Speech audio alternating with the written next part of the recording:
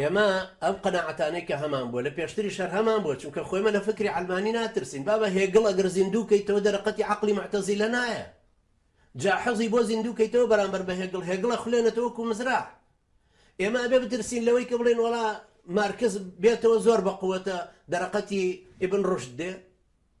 هێکاکە وان نییە.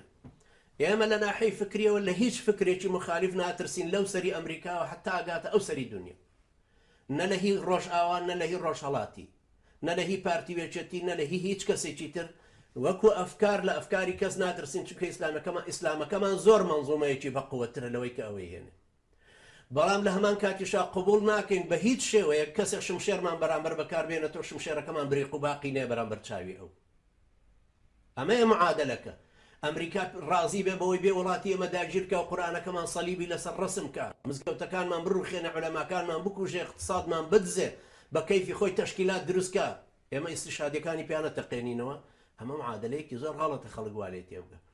ئێمە مسالمین بەرامبەر ئەو کەسەی مسالیمە بەرامبەرمان وەلەو کافر بێ، محاربین بەرامبەر ئەو کەسەی کە محاربە وەلەو مسلمانی حافظ قورئانیش بێ. بۆچی ئەمان کوژی؟ بۆچی ناهێڵی بژین؟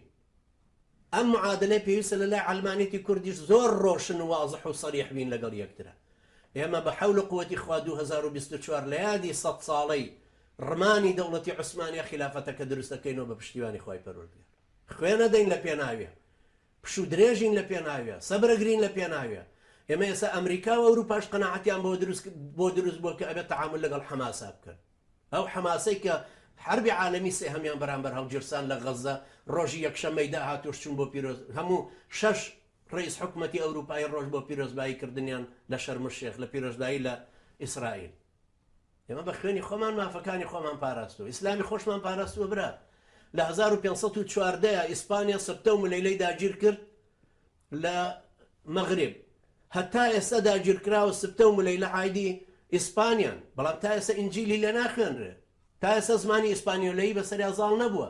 لە کاتێک زمانی ئیسپانیۆلەیی ئێستا لە ئەرجەنتین و شیلی و لە بەرازیل و لەوانە خەڵک شێری پێنووس و ئینجیلەکەشیان لەوێ بڵاو بێت. ئیسلام بۆ خۆی ئەم ڕوحی مقاومەی تایە و ئیسلام بۆ خۆشی مەنزومەی خۆی هەیە. بەڵێ فەرموو.